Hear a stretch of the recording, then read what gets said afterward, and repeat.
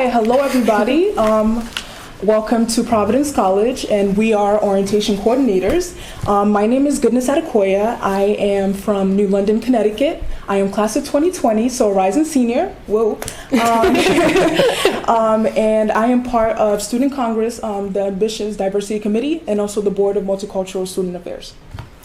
Awesome. All right. Hi, everyone. My name is TJ Steinthal. I'm also going to be a senior this year at Providence College. I'm a business management major for writing minor, originally from Westchester, New York. And besides from orientation, I'm also involved with the Admission Ambassadors program here and the Leadership Fellows program. And I'm excited to answer your questions today. It's exciting. Hi everybody, my name's Jordan Pagliuca. I'm a rising junior from Taunton, Massachusetts. I'm a bio major and a public community health minor. And a few things I'm involved with on campus include admissions ambassadors, I'm involved in a research lab, and I'm also part of the Leadership Fellows program. So if you have any questions about that, feel free to ask me.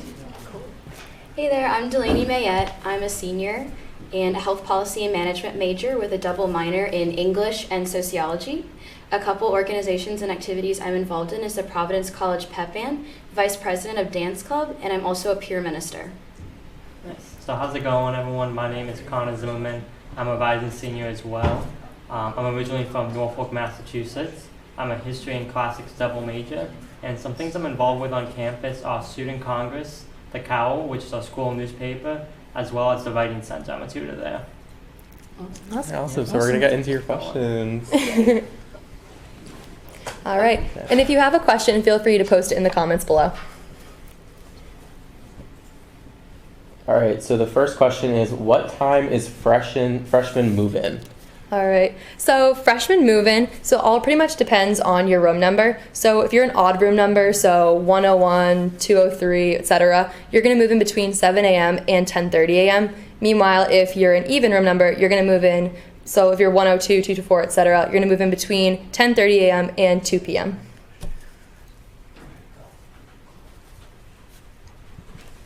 All right, so what time can odd dorms move in, and where do we report to first? So again, the odd dorm numbers move in between 7 a.m. and 10:30 a.m. So when you arrive at PC, you're going to report directly to your residence halls to check in, and that's where you're going to meet your RAs and get your first feel of your dorm life on campus. And once you check in, you're going to bring your items to your room, move in, and then we're going to ask you to go to the Slave-In Center to check in for orientation program. Mm-hmm. All right, so the question after that is, what paperwork needs to be brought before or the day of move-in? All right, so this kind of depends on whether or not you attended the summer advising and registration days this summer. So if you did, you should be all set, whereas if you didn't, you have to bring in a FERPA, photo release form, intramural release form, an orientation waiver, and the health forms. And to find those are all linked to the Providence College Orientations, Transitions, and Leadership website. So if you just go there, scroll down, you should be able to find them, and you can print those out and bring them in to the orientation. Okay. How many freshmen will be moving in this year? Okay, so we have the largest incoming freshman class this year with about 1,130 students. And a couple of our most popular majors include biology, finance, and accounting. So congrats to you, class of 2023. So fun. It's awesome. Okay, for those moving in on the 17th for UA, what time do parents need to leave by? Oh, and what is UA? So for UA, the full name is Urban Action. It's a pre-orientation program. And basically, there's going to be an opening ceremony at 2 p.m., and so parents just need to pop before the beginning of that. Mm-hmm. Okay. Will the dining halls be available to students moving in on the 17th? So for the 17th, the dining halls will not be open during the student move-in, so parents and students should plan to get lunch on their own after they move in. Awesome. Okay. What appliances can and cannot we have? So definitely no candles, but you can have fans and extension cords with surge protectors. Mm-hmm. And just make sure that you have a fridge and a microwave. Mm-hmm. What are the microwave size requirements? So actually, I'm not sure about that question. But just like get a regular sized microwave from Walmart or Target. Yeah. I don't know. If you have any specific questions about the size of appliances or anything that can fit into the dorms, you can always go to the residential life section of the website. And from there, you can find the contact information for the Res Life office and also everyone within Res Life. And the same goes too for the Office of Orientation, Transition, and Leadership. If you have more questions about the programming itself, we'll obviously be answering those. But if there are any after the live stream too that we don't get to, that's where you can go as well. Okay. And if you have any other questions, feel free to post them in the comments below. And yeah. So from there, we have for McVinney Hall, how much space is available under the bed? So I lived in McVinney like my freshman year, and it has like pretty much like decent space. You could fit like storage bins under there. You could fit a mini fridge under there. And I didn't need a bed riser for McVinney, but if you want to bring a bed riser, you could. And that's just it. Yeah. I don't know. Do you guys have any? Yeah, I mean, I feel like it's kind of the same for most, like most dorms, like on campus, you can pretty fit a good amount of size stuff under your bed, and the rooms do come with bureaus and stuff too. So I feel like there's ample space available to fit all your stuff. So you Absolutely. should be good. Yeah. All right. Do the dorm rooms open with the PCID?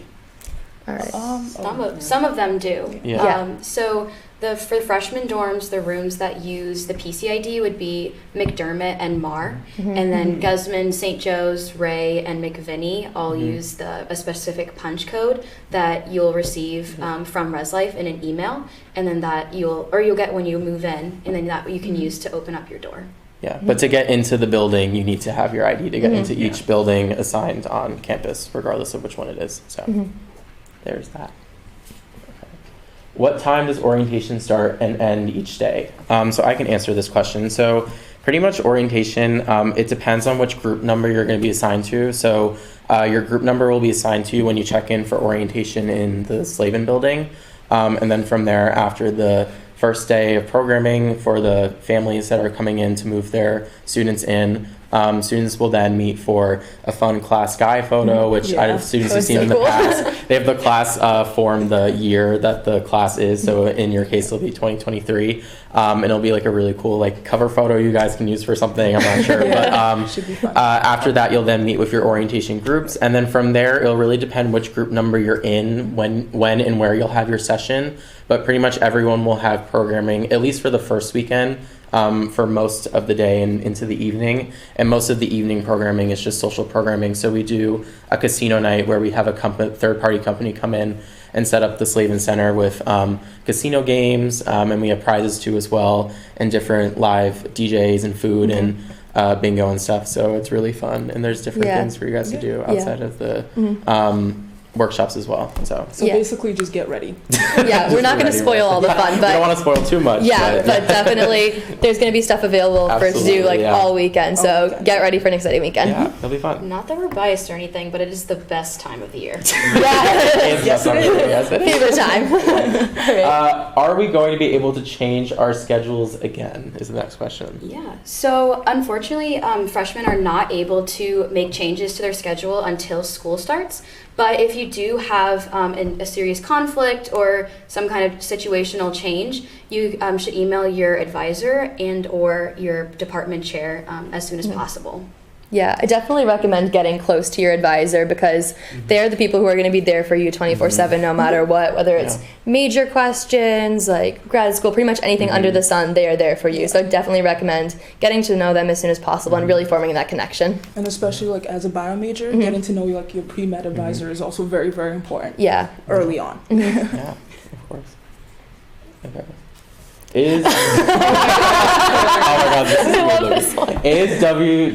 my god, is DWC impossible? No. Absolutely not. I think it's very hit or miss for people, but I think at least for me, like I had a really good experience with DWC. I really liked my professors a lot.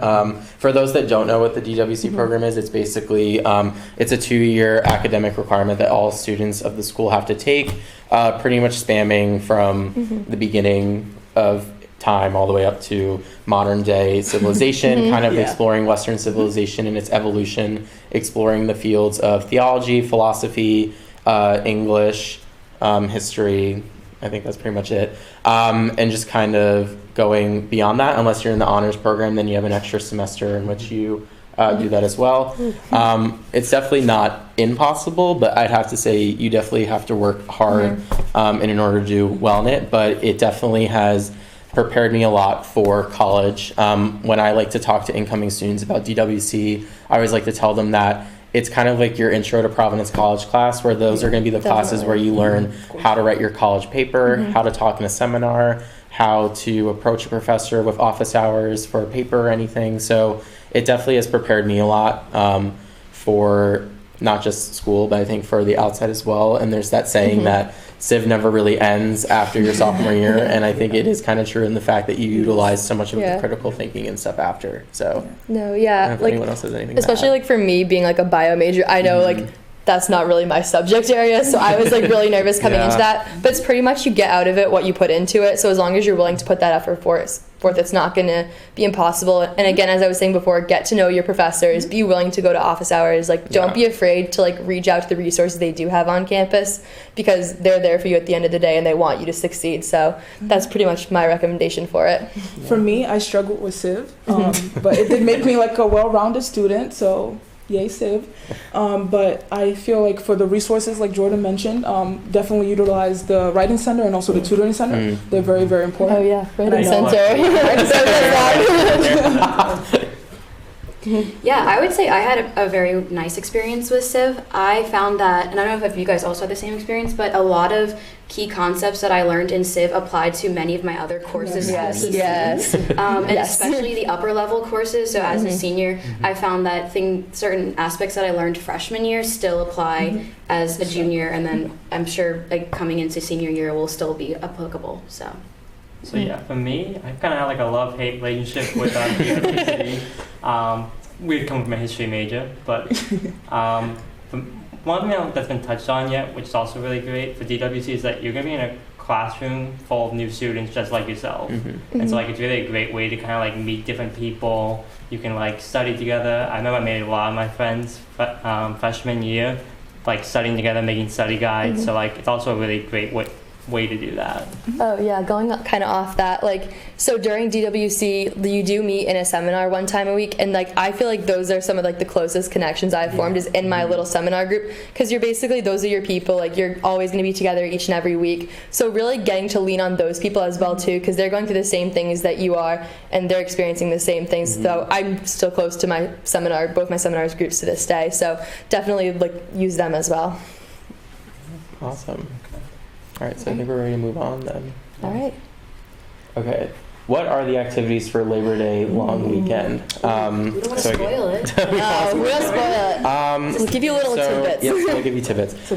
So in terms of logistics, majority of the more mandatory sessions are going to be in the first weekend. However, there is some mandatory sessions that are going on more so in the Saturday and some of Friday. Most of Sunday and Monday is optional social programming. There's a Newport trip Labor Day itself, but pretty much the orientation program ends after technically Labor Day. So even though there is some programming going on, there is some things that are more so just optional social programming. So just when you come to PC, just make sure you're letting your orientation leaders know what your obligations are and what are the things that you need to be there for, because there's a lot of mandatory things that you have to be there for, or else you'll have to make it up during the school year, which isn't fun, isn't pretty. You don't want to take the time out of your semester to go do a session about something that you could have done just here in August. So just make sure that you are open about if you have any logistical things going on during the programming. And we highly recommend going to all the social programming that there is going to be that weekend. Like that's the best way really to form connections. Like I'm still friends with some of my freshman friends because I met them like doing the social programming during like those weekends. So definitely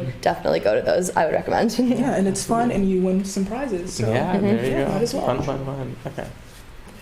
Awesome. Can I come back into another 4 years, please? Hashtag Forever Friar. I wish. I feel like I'm not even over it. I wish I could do another 4 years. Yeah. I'm like, No, like I refuse to graduate. So I relate to you. Even We though I'm relate. So, All right, the next question is, what is the best bit about life in I don't know how to Friartown? answer Should we that. all Oh share? my god. Yeah, let's all share. All share. All right. Okay.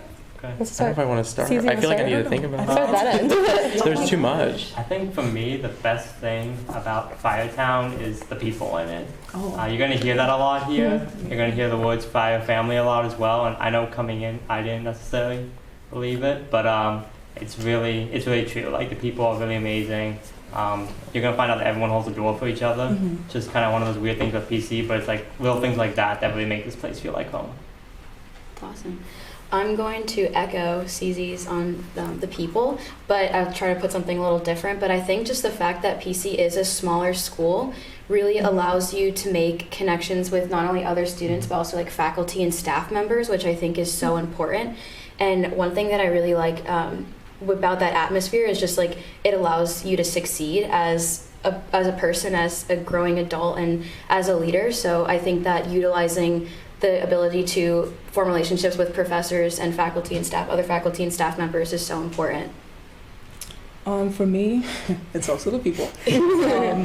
And just like the connections I've made so far, and just joining like different clubs and organizations that have like allowed me to like meet new people, like these four, obviously. And just like make different connections with people and just like join new things. Just don't be afraid to put yourself out there. And that's what I did my freshman year.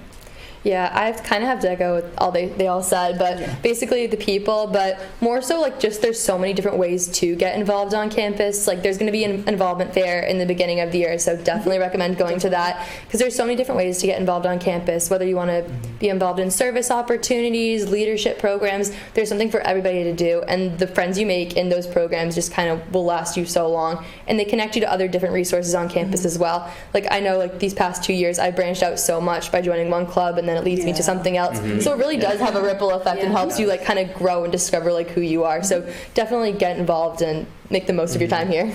Yeah, I'm definitely going to repeat the exact same thing again of the people, and definitely the opportunities that I think PC has given me. I think there's a lot of opportunities if you really advocate for yourself here at Providence in terms of academics, with the types of classes you can take with the core that we have here. In terms of involvement, I know that I do too much on campus sometimes, but I've been really grateful for the involvements that I do because I've been able to grow in my leadership and especially in relationship to my business management degree, just being able to learn more about business through the things that I do on campus and my involvements, and getting to meet the people that I meet through those involvements and their stories and backgrounds and everything. There's just a lot that you can take up here, and so my bleeding this into advice for the incoming students, what I'd say is definitely try everything while you're here, and definitely go out for things that maybe you wouldn't have in high school, or just try new things, because you really never know where you're going to end up here. And if you told me that I'd be sitting here freshman year, I'd be like, what are you talking about? But I definitely have not regretted anything I've done here in terms of my involvements and everything. And yeah. And also for the involvement fair, September 1st. So make sure you put that in your planner, your calendar, whatever. Okay.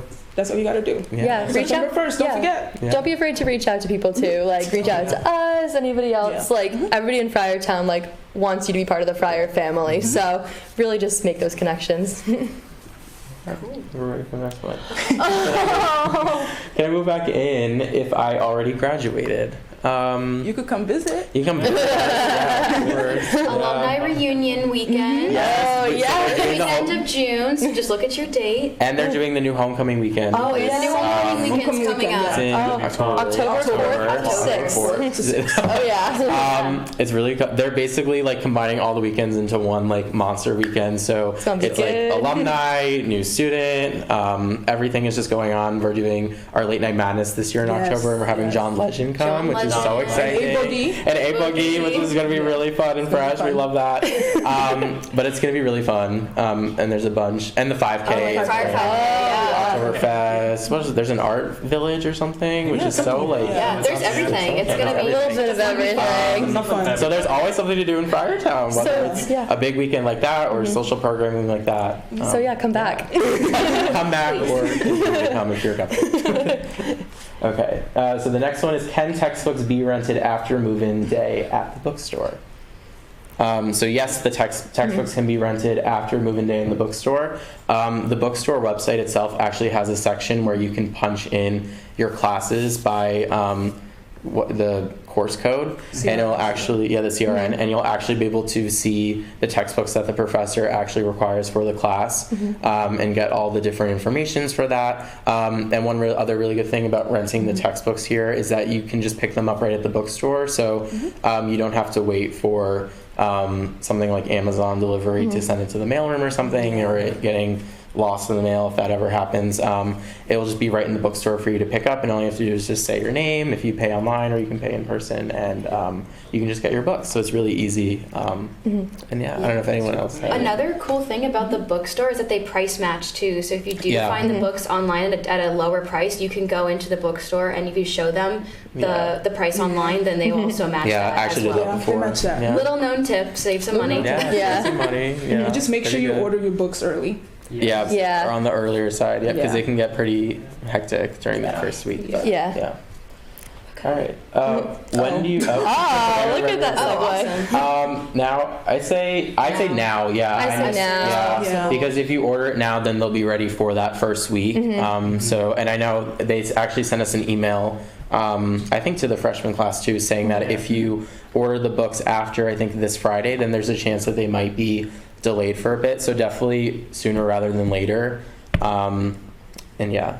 That's what I'd say. Yeah, definitely. All the Also to experience. ensure you get a cheaper price. Yeah, and Yeah, the cheaper price, definitely. absolutely, yeah. The earlier the better. Yeah. So yeah. All right. Do I get assigned a time in the elevator if I'm living in McMinney Hall? Goodness. I don't think so. No, I don't think so. No, that never happened to me. I think you're limited to one elevator. But not at a certain time. But there are, not just in McVinney, but in all the dorms, orientation leaders and urban action leaders who are there to help to move in students. So you're not just going to be a lone wolf having to move into your dorms. We're going to be here to assist you in your move-in process. And also the RAs will be there too if you have more questions specifically for their staff as well. Obviously, we can answer things, but if the RA have questions specifically for RAs, they'll be there too for move-in. You'll also have help from members of our ROTC programs. Yes. That is another big plus. So that's a Thank big you. plus, yeah. With the heavy lifting, it's pretty great. Okay. When do you get your key, or is it your ID? So it's your student ID. So I believe it should just work right when you move in, right? I don't think you have to encode your card. Students were supposed to get their IDs during advising and registration days. If you haven't, they should have them right outside of your residence halls when you come in to move in and register. They should have your PC IDs. If not, you can contact the PC card office. Yeah, and again, some rooms, it's not necessarily your ID is your key. There will be like the punch code, as like Delaney was mentioning earlier, which again, you will get in front of your residence hall. So that may be your key as well for your dorm. And if for whatever reason the card isn't working, your ID is not working, talk to your RAs. They can connect you to the people that can help fix that problem. Yeah. All right. On the PC website, Mars seems outdated. I heard last year underwent a change. Okay. Does someone want to? I don't know. Yeah. The change specifically? I would say MAR is one of the newer freshman dorms, Yeah. so I wouldn't say it's necessarily outdated.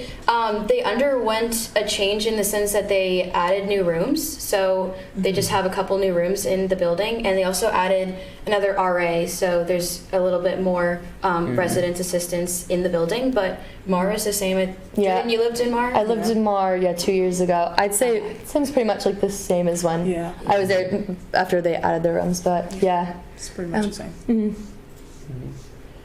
When do freshmen learn who their advisor is? Is it the same all 4 years? So your freshmen, if they were here for the June advising days, should have met their advisor depending on the program.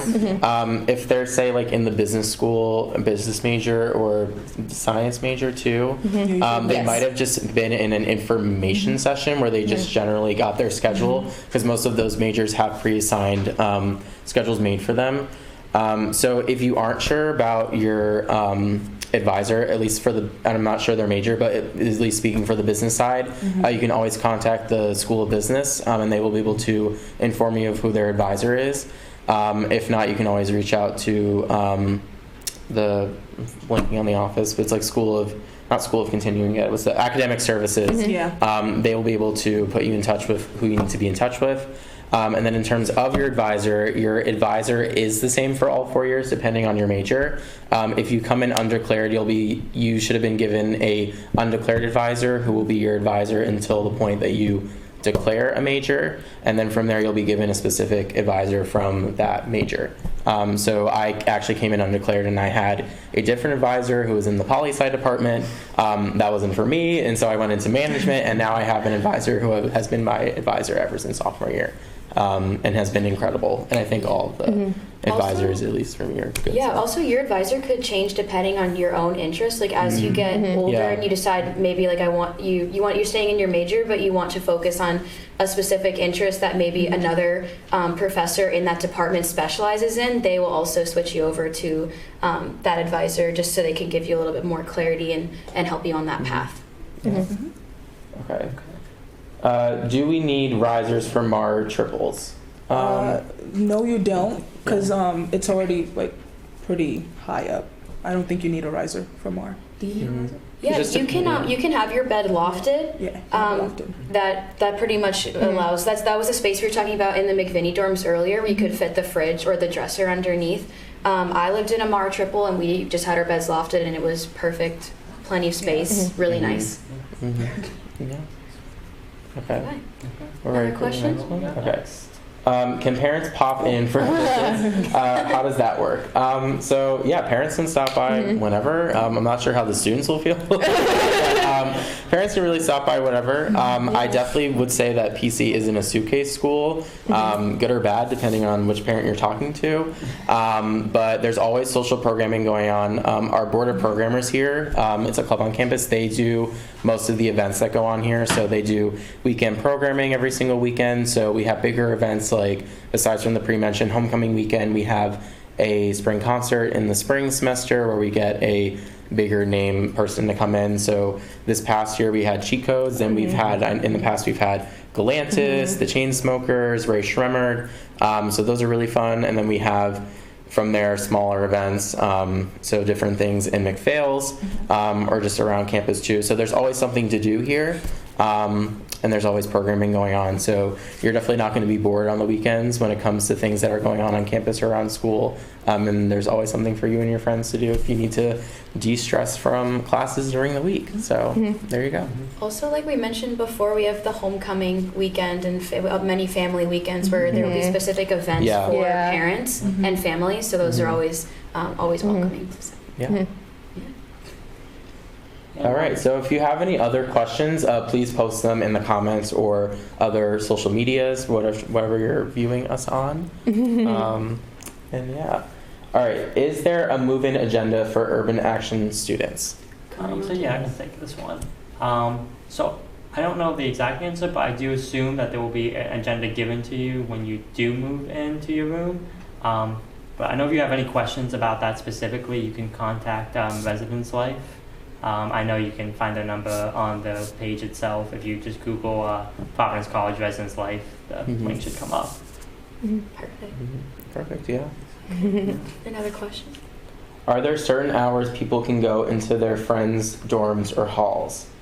Yeah, so at least for the traditional halls, we have parietals here, which is after a certain point during the weekday and weekend, members of the opposite gender will have to be signed into the dorms. So for a male dorm, it's obviously female friends have to be signed in. I believe it's after 10. Isn't it 10 to 12 on weekdays? Yeah, and 10 to 12 on weekdays. Yes, and weekends. 10 a.m. to 2 a.m. Yeah, and so during that period, you need to have someone who lives within the dorm sign in with their PCID and the PCID of the person you're bringing them in with. If there are guests from outside the school, they need to be registered with a form that can be found, I believe, on the ResLife website in order to show that they are staying on campus for X amount of time. They have to be signed in, and then after a certain point, members of the opposite sex can't be within the other traditional dorms. Which to some freshmen can kind of be a little bit like, why is this a thing? But I always like to twist it around to freshmen to say that it's really helpful if, say, like during the week you really have a big exam and your roommate's having people over and you need to have sleep and you need to study, to just be like, hi, we have parietals, like I don't want us to get in trouble with RRA or anything, just like having that respect of your roommate. So really it's supposed to be there for your own benefit. And yeah, I don't know if anyone else has anything else to add about parietals. I get it. Yeah, it's also only in the traditional halls too. So even though the apartments are still split up by single sexes, there's no parietals themselves, because after the traditional halls, the apartments, they're co-ed in terms of different sexes can live in the same building but not in the same room. So it's only for a year, so it's not too crazy. Okay.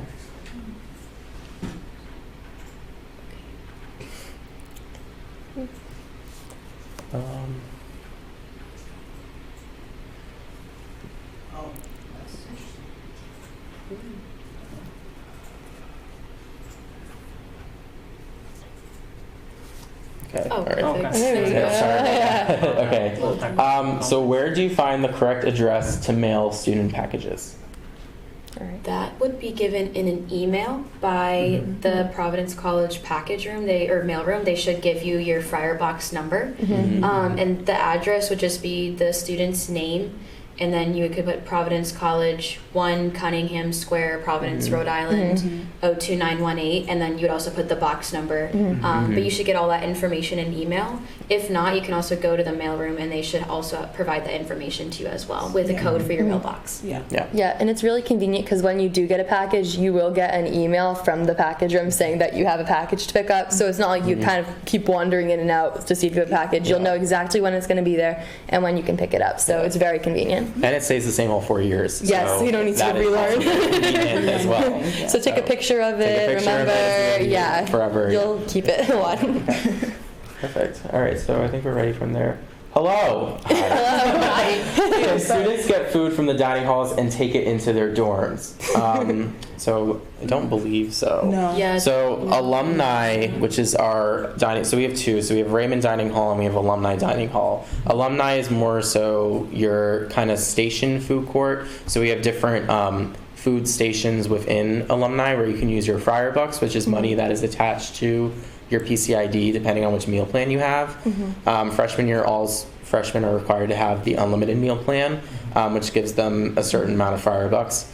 But from there, they can use their fryer bucks, or there's a Take 3 station, which a lot of students actually take to go, that uses their meal swipes. So you can do that twice a day, once for the lunch period and once for the dinner period, which is a popular option for students. And then more cafeteria buffet style, that can't be taken out of the dorm.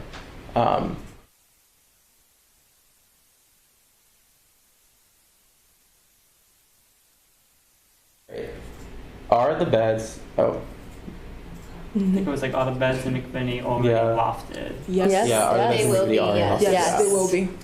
Okay. It's easy enough. Okay. Okay. Okay. My son is in a freshman quad with a joint bathroom. Do they have to clean it, and do we have to provide toilet paper?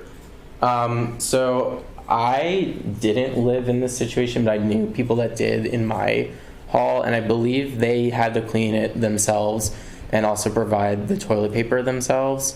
With that being said, they still can use the communal bathrooms that are within the hall, and those are cleaned. But that can just be something that can prepare them for the future, because in the apartments, you have to kind of keep track of your own bathroom and living space. And then even if you choose to live off campus your senior year, which is an option, you also have to do that in your off-campus house. So And that beyond is something, that. and beyond too, like in the real life. Cleaning. Start now. Start now, because you have to clean forever. Yep. Okay. All right. Do you need to fill out a request to have beds lofted in Raymond Hall? You actually can't have beds lofted in Ray, because I think the way, I don't know if, do you guys, I'm pretty sure you can't have the beds like fully, like lofted like all the way the up. ceilings At are the too hall. high. You can have them Yeah. raised, But when you do that, the bed should be able to just be manually raised. There should be like prongs, and you can just put in the bed frame and raise it up. But you can't have them fully lofted in Ray. Yeah, and in general, if you need to get a bed lofted or a bed de-lofted or anything in terms of the furniture, you can contact the physical plant here at Providence. They have an email, and they can update the furniture for you, and they do it pretty quick too. Yeah. I know I did it my freshman year, and it went pretty quickly. Okay. All right, so as we wait for more questions, if you guys have any more questions, feel free to send them in if you have any. I don't know if anyone wants to talk about maybe their favorite experience that they've had here so far at Providence. Since we have like freshman year, like or freshman year, since we're talking to the freshmen. Yeah. Right. Freshman year. Trying to think. I mean, it's like cliche for me, but like because of where I am, but I would definitely say orientation for me.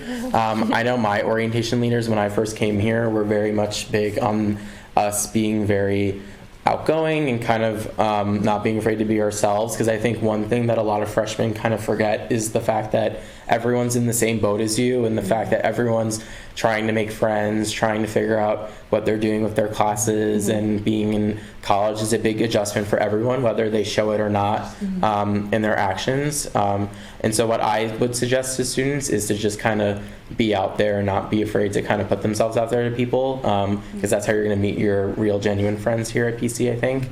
And I think for me, orientation was so great because of that advice. I know I was the one that like went to all the different social programming, and I was like getting my group excited, and I just had a really great dynamic with my orientation group. I'm still like best friends with so many of them to this day as a senior, and I'm so grateful for that. And I really think it was because of the way that my orientation leaders framed the orientation experience for me, and that also led me to kind of be an orientation leader myself too. So that's been a really great experience for me. And yeah. Yeah, personally, freshman year, I love taking advantage of all like the athletic events that go on campus, whether it be hockey games, traveling to the basketball games, pretty much just like seeing like anything. Exactly. Because like as a Friar family, we get really hyped up over our teams, and I don't know, the energy is just really like infectious. Like especially at the hockey games, like everybody cheering on. Like that's when I kind of felt like part of the Friar family is just like all that energy around you. So I definitely recommend going to all the games you can think of, pretty much anything happening on campus. Exactly. Another question. Okay. Do all freshmen go to Newport Labor Day? So not all freshmen do. You have to register.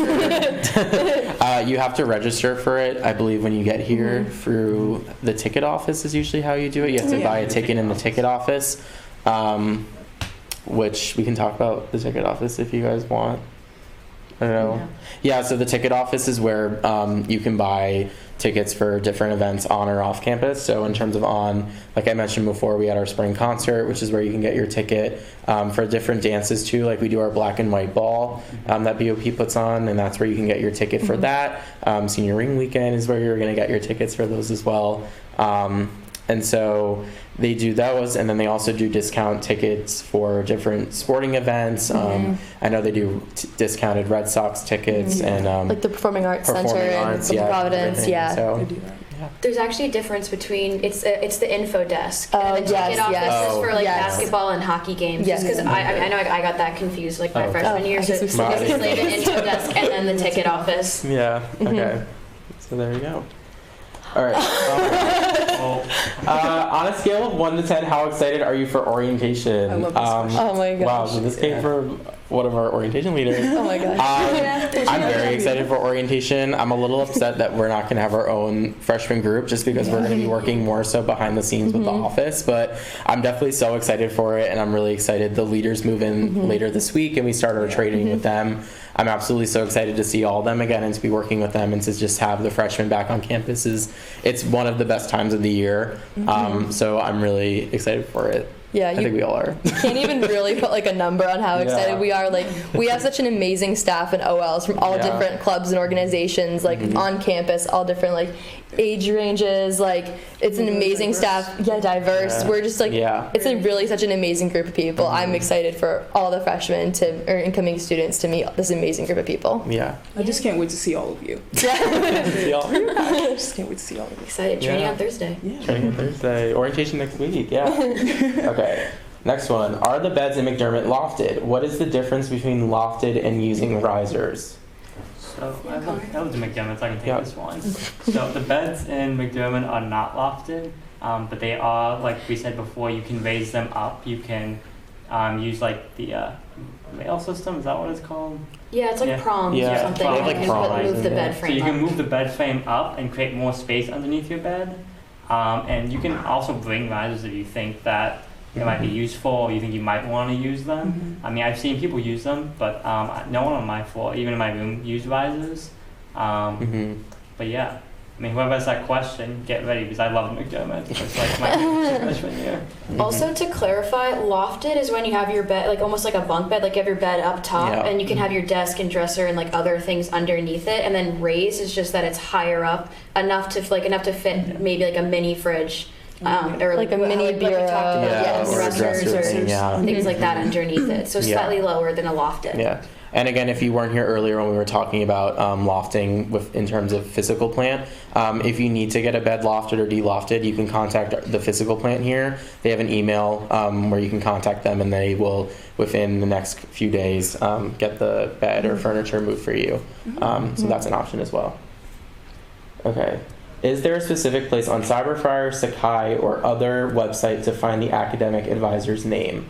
Yes. Um, On yeah. Sakai, there should be a site. So on Sakai, it should be up on the upper right hand of the screen. There's a site that has all of your courses, and then it should also have clubs and organizations that you're a part of. And there'll also be a little section where it should have your professor and like in parentheses advising, Yeah. and that's where you can contact your advisor. Yeah. Also through their email. Yeah, but- I believe on Cyberfire, I could be wrong, but it could be on your academic transcript or something like that. I believe. Right, yeah. I believe Might you have can. that, yeah. I believe you can see your advisor in there as well on Cyberfire. And also, you can also just email the department chair. Yeah.